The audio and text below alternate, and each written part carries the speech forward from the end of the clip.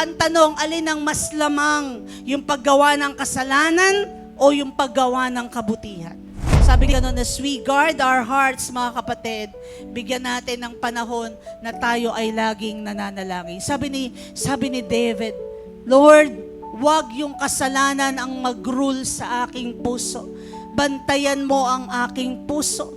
Sabi sa Proverbs 4, verse 23, let's read. Basahin po natin ito ng sabay-sabay. Sabi gano'n, above all else, guard your heart, for everything you do. Anong sabi dyan? Flows from it. Lahat ng ginagawa natin ay dito nagsisimula sa ating puso. Kaya ang tanong, alin ang mas lamang? Yung paggawa ng kasalanan o yung paggawa ng kabutihan?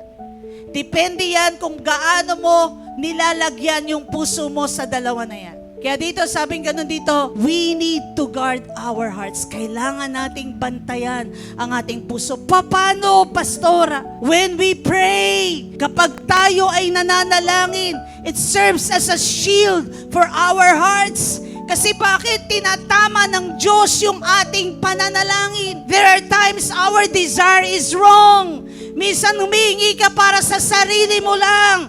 Humihingi ka para may pakinabang ka sa sarili mo. Pero hindi yun pala ang gusto ng Panginoon. Ang gusto ni Lord, anak, isuko mo. Lahat ng meron ka, ibigay mo lahat sa akin.